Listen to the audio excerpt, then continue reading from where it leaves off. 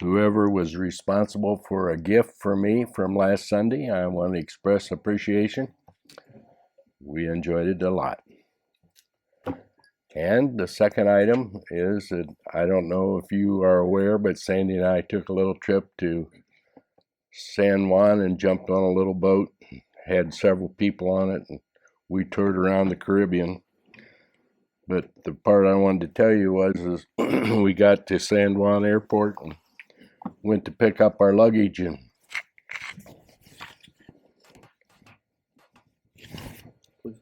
she was leaning over the carousel to grab a bag, and she fainted and passed out and fell on the carousel.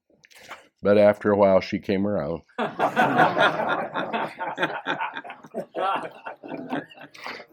Now,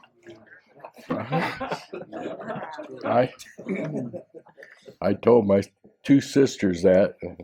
You talk about biting hard. All right. I apologize. I'm not feeling the greatest this morning, so we will do the best I can, and I would appreciate some help as well. I was feeling rather poorly on Friday night, and I called a friend of mine and I said, Claire, you might want to be prepared. And he said, well, I'll be praying for you. He must have prayed extra hard because I started feeling better on Saturday. And last night between 1 and 2 o'clock in the morning, I was feeling really good. And then I had to get up. All right. Reading from Philippians, the 4th chapter, beginning at verse 1, giving us some context for the lesson. Therefore, my brethren, dearly beloved and longed for, my joy and crown, so stand fast in the Lord, my dearly beloved. I beseech Euodias and beseech Syntyche that they be of the same mind in the Lord, which labored with me in the gospel, also Clement, which with my other fellow laborers, whose names are in the book of life. All right. First of all, he's making a comment, and this is the only negative comment, as I understand it, in the book of Philippians that Paul references here. He is writing a letter to his friends. And notice the strong words that he uses, my brethren, dearly beloved and longed for, my crown, my joy and my crown. So if someone was to talk to you like that, I think you would be happy for them to have that. I was curious to know what the background was for the book of Philippians. Do you remember how the Philippian church was established? Paul was in Asia Minor, and he was seeking to go into the area of Asia. And as he was seeking to do that, the Spirit forbid him to go. And so he had a vision, and there was a man said, come over to Macedonia and help us.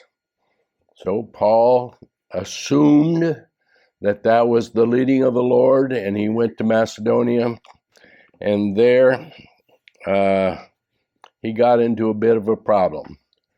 He was listening to this woman. Now that's not a negative comment there yet, but I'll get there. He was listening to this woman who was filled with a spirit of demons, and she was providing income for her masters in that she would foretell what was going to happen to them. And Paul listened about so long, and he said, enough of that. And he says, I forbid you in the name of the Lord, come out of her. And now they lost their income. So they didn't like it, and they threw him in prison. And it's always been a curiosity to me on Philippians, on that part, is when Paul had the vision, in my mind, I see him have a face of a man there that he envisioned who was calling for help over in Macedonia. And I am guessing that when he went to Macedonia to to fulfill what the Lord was asking him to do, I'm guessing he's looking around to see where that face of that fellow was and who it was. Well, it never showed up until the day when he got thrown into prison. It happened to be the Philippian jailer. Are you aware that the Philippian jailer is the smallest man in the Bible? Are you aware of that? Well, he went to sleep on his watch, and you'd have to be awful small to go to sleep on a watch. Sorry.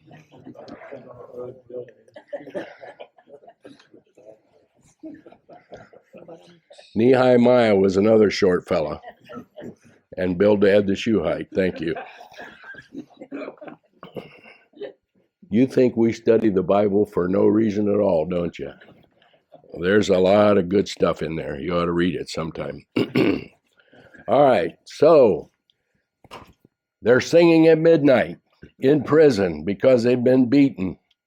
And when they, all of a sudden there was an earthquake and shook the house, and all their chains fell off.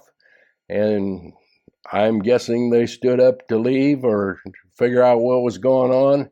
And the Philippian jailer saw it, and he was dismayed, pulled out a sword, and was going to kill himself. And Paul said, hold on, we're all here. You don't need to do that, because it was either he take his life or somebody was going to take it for him if anybody escaped. And so that's what they're doing. So the Philippian jailer then, he and all his house was baptized, and they were saved that night. Okay. Now, I was headed somewhere with that. Lost track of where I was at. All right. So that's the beginning of the Philippian church. The writings to the Philippians was very cordial. Purpose of the letter was not ethical or doctrinal, yet both are interwoven in the letter, showing their importance. Notice no mention of problems in the Philippian church other than the Euodias and Syntyche, and the letter was written to Paul's friend and very kind in words. So we have this established. The other letters that Paul wrote were not as joyous and kind. Then that brings us to our Sunday school lesson, and it's time for your participation. Rejoice in the Lord always, and again I say rejoice.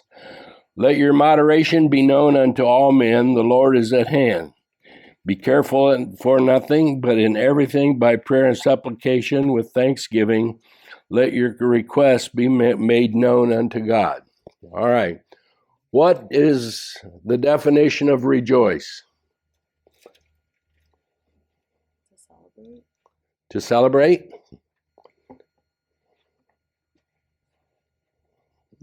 Yeah, I think that would be a partial definition. What is joy?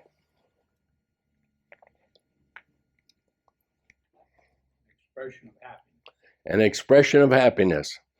Okay, if I express joy, is that spiritual or non-spiritual, Joe? Yes. Okay.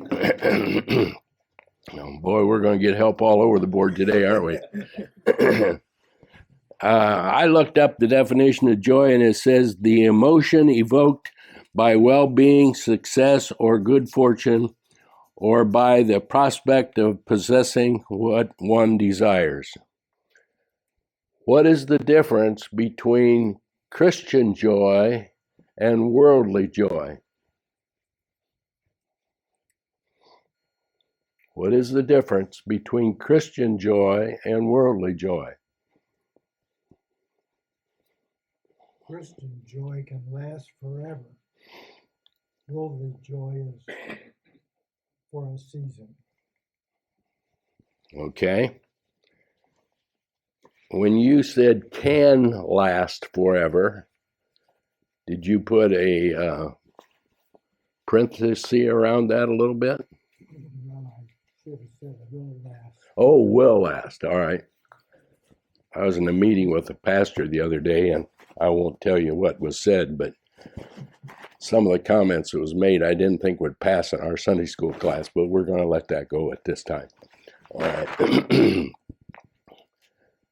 They were too sensitive there to talk to them. No, never mind. All right, joy. That which will last forever, which is the Christian side of things, or that which is temporary. We notice that in the scriptures it says that Moses chose the will of God rather than the pleasures of sin for a season. Okay? And so what we have then is that there is pleasures which relates to joy, which is temporary, that the people of this world involve themselves in and are participant in, but that which is Christian joy is eternal and infinite in its blessing to us. All right. Now, see, where do we want to go from there? Okay. It sure would be nice if you guys would help me out once in a while. All right. Let your moderation be known unto all men. What is moderation? Self-control. Self-control. See, he did study his lesson. I'm proud of him. All right. So self-control. There's more to it than self-control, Claire. Moderation would be that which I don't go to extremes. Okay? See if I can show. Observing reasonable limits, avoiding extremes of behavior or expression, shows restraint of passions, disinclined to fight, not insisting on one's right, consideration for others, in things not essential, not to run to extremes, avoiding bigotry, judging one another in charity. All right, now notice that we are not dealing with doctrines. We are dealing with practical items that are important for you and I to live out as we go about our responsibilities. We are supposed to have, as examples in our lives, a people for people to look at us and say they are going about it in a moderate fashion. Okay? So my question to you and to me is, when crises strike your home or your person or your job or your career or whatever, how do you react? Do you react in a moderate way, or do you react in a way that's extreme? Sometimes that is based upon a little bit on your personality and what your personality is like, but a lot of times it's based upon what is internal within your soul as well. Now, this next phrase that comes up here says, be careful for nothing. Be not anxious, pray, and make special requests to God. This will generate peace. As be careful for nothing. That seems to be the opposite of being moderate, okay? But the intent of the author, and if you look up different translations, you'll find out that it's talking about not being anxious as cause of the reality of what your circumstances are. You plan to accomplish different things, and as you plan and try to execute your plan, well, that sounds like business, doesn't it? As you execute that plan, things don't always go the way it should be. Sometimes it's because you didn't do enough planning, and sometimes it's because you're not smart enough to know to plan more, and sometimes it's because people fail. And that's a sad fact of reality. All right. So we're not to be anxious. We're not to be anxious. When things go awry, we are to demonstrate moderation of our attitude and such. All right, now here you can help me on this one. Then it says, finally, brethren, whatsoever things are true, whatsoever things are honest, whatsoever things are just, whatsoever things are pure, whatsoever things are lovely, whatsoever things are of good report, if there be any virtue, if there be any praise, think on these things. Again, not a doctrinal statement, but a statement of how you and I should be living out in our practical life. All right. What is true? Let's tear this apart. An old friend of mine, I used to have a friend by the name of Dick Stevens. Please pass that on. He says perception is reality. I said, that's not true. Oh, yes, it is. We never did finally agree. What is perception? The way somebody views something. All right. So if you view something in one way and I view it another, are we one or both wrong? We both could be wrong. Both could be. Okay. Yeah. Or we could both be right and only be in perceiving a portion of the whole picture. Right. Thank you. All right. We are to base our conversation and our lives on that which is true. Truth. There is such a thing as truth.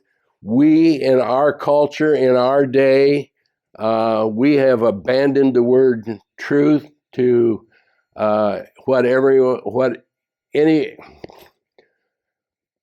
you believe what you want to, and it's okay. All right. We have abandoned the fact that there is a truth that will stand the test of time and ages and will bear itself out. All right. All right. Now I got to figure out what my notes are trying to tell me. I want to think about these items that Paul gave us a list of, and he says at the bottom of it, I want you to think about these things. And when he gives a list of what he wants you to think about, in my mind, there's a list of things you shouldn't be thinking about. Okay? So I'm trying to tackle that part of it as well. Okay. If we are to look upon things that are honest, what are things that are honest? Examples would be helpful here. Bible? That would fit also in the area of true. Okay? Okay. What are things that are honest? In your daily life, what are things that are honest? Sunday school teacher.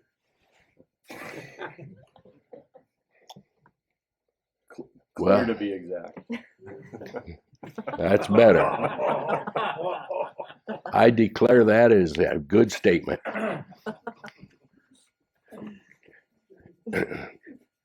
Did you learn that all from your parents, or you? Never mind. Honesty.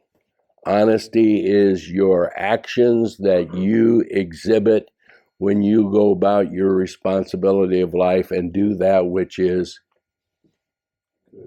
good and just and right. And what? I said righteous. Yep, that too. All right. What would be the opposite side of honest?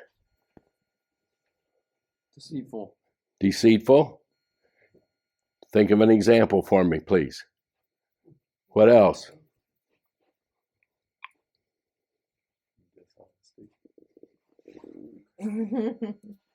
No, dictionary. Definitions are not allowed here. Dishonesty is what he said. Not loud enough for many to hear, I might add. But I'll help you out. Can you think of an item of being deceitful?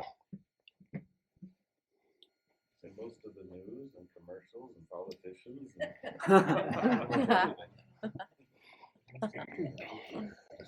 Yes. Well, deceitful is just not telling the whole truth. It's telling half truth. Purposefully misleading. All right. But she bailed you out. Did you hear what she said? No. Purposefully misleading. All right. If I tell a portion of the truth, does that make me a liar? No. No. Give me an example. If This is someone an asks example how you're Sunday. doing, Huh? someone asks how you're doing and you say, well. I wouldn't today.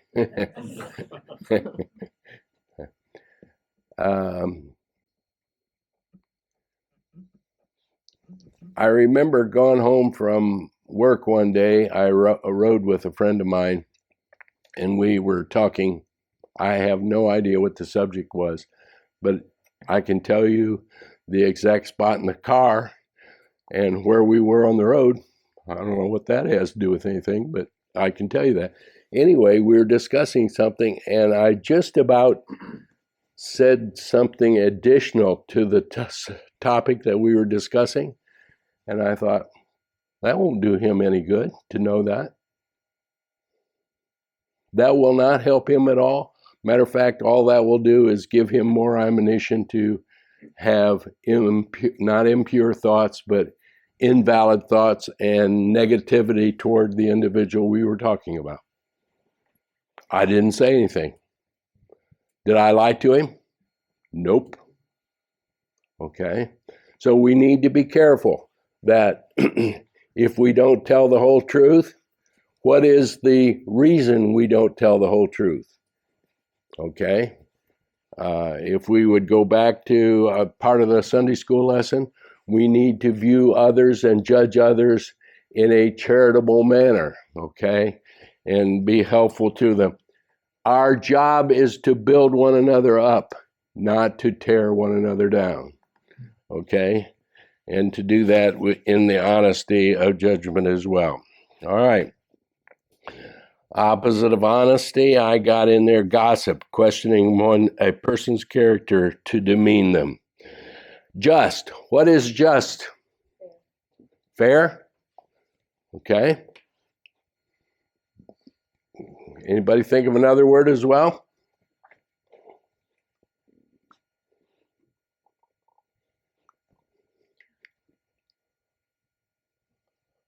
I thought I heard somebody inhale to say something. Equality. Equality? Equal.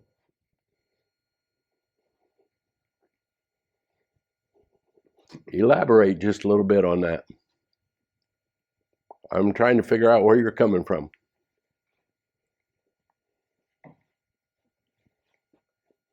Well, if you're treating two people the same and not one better than another, that would be just, so to speak. Well, here I am, a big shot Yeah. in this company, and I got two people that report to me. I'm probably not going to treat them both the same. Okay. Does that make it unjust? It could. Possibly. Depends if your boss told you to treat them equally If what? or not. If your boss told him to treat them equally or not. Oh, If he said, here's $100, okay? yeah. Give each person $50 and you gave 60 to one and 40 to the other. That's an example. Man, I was unjust an awful lot at work then because I gave out different amounts of money to Did different your people. boss tell you to give them the same amount of money? You said give them each $50.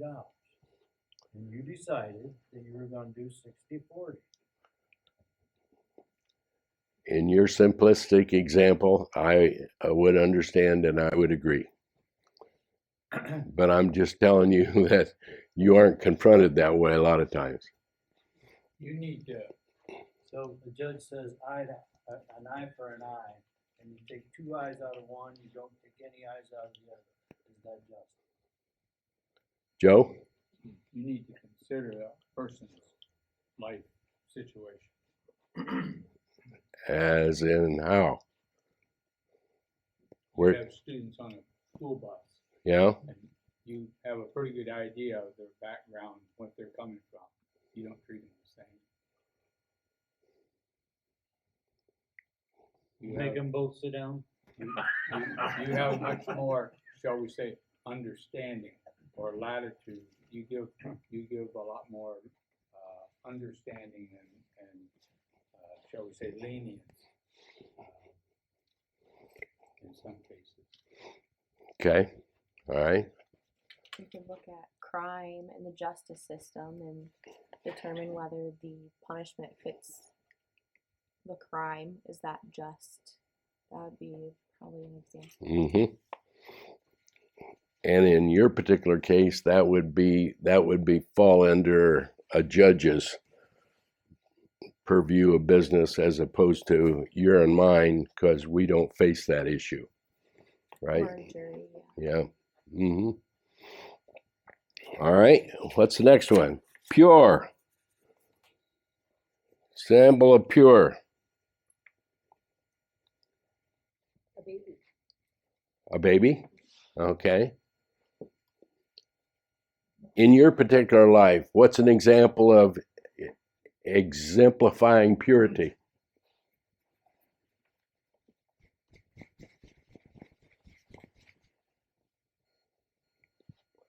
I didn't think it was that tough a question. Without blemish. And an example of that would be? A newborn baby is without blemish. All right. That may be developed at a later date as they get older. There's elections of what they decide in their life, what could bring a blemish upon their life.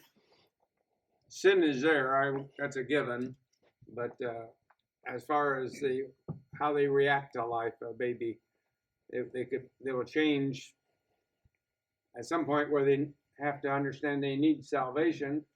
That may be a correction in their life. I was thinking along this line. My mom passed away, and after a few years, Dad started to see another lady. And I became Dad's marriage counselor. Now, you talk about something that was unique. And Dad said, it just seems like I'm running around on your mom.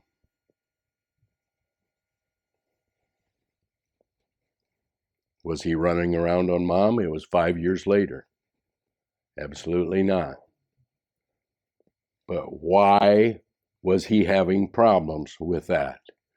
Because he had lived a chaste and a pure life, and he did that. He made his life conform to the fact that any time he started to move away from a chaste action in regarding his marriage, red flags would start going off in his mind, and he would be extra careful, okay? And you and I have, in our lives, we can have impure thoughts as well as some other things, and we need to allow the Holy Spirit to speak to us along that line and to think about things that are pure and holy. All right, what is lovely? Oh, the opposite of pure would be evil thoughts, pornography, soap operas, romantic novels, those that play upon the lust of the mind, okay?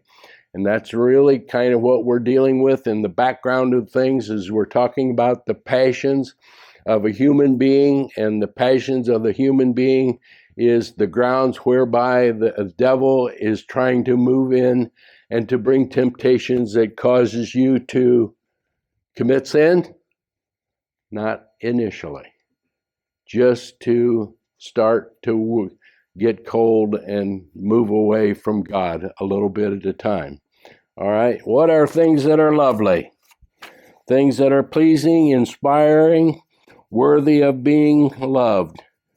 Okay. Things that are good report, winsome, reported with the best construction.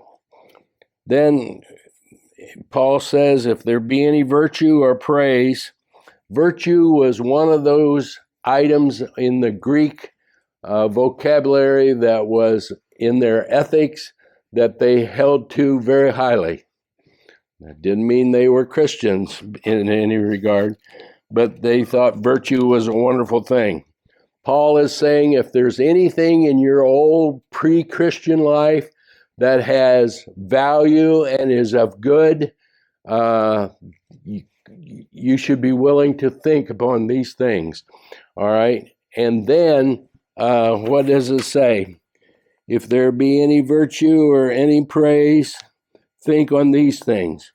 He is giving us a context upon which we are to challenge our minds and our thought processes and our intake of information and such, that it is of virtue and praise to God. All right, where do we go from now? And then Paul says something that's very interesting, and we need to hang it up for the day. It says, I want you to do as I do. What is one of the worst things that a person can do? Base his life on another man or another woman, okay? That is one of the worst things you can do, because what we find out is that if I base my life on that and that person slowly starts to change and become different, you become led astray. And we've known examples of that, not only in our lives, but also big evangelists, etc., that have done that. And so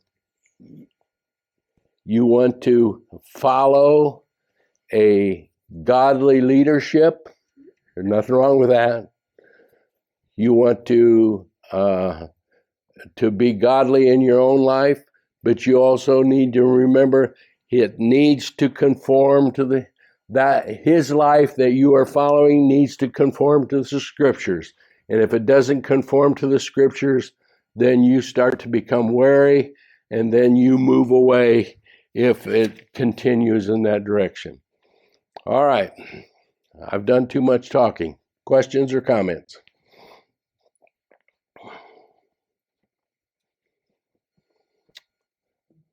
Come back next Sunday and I'll see if I can't feel better and teach a better lesson. Have a good week.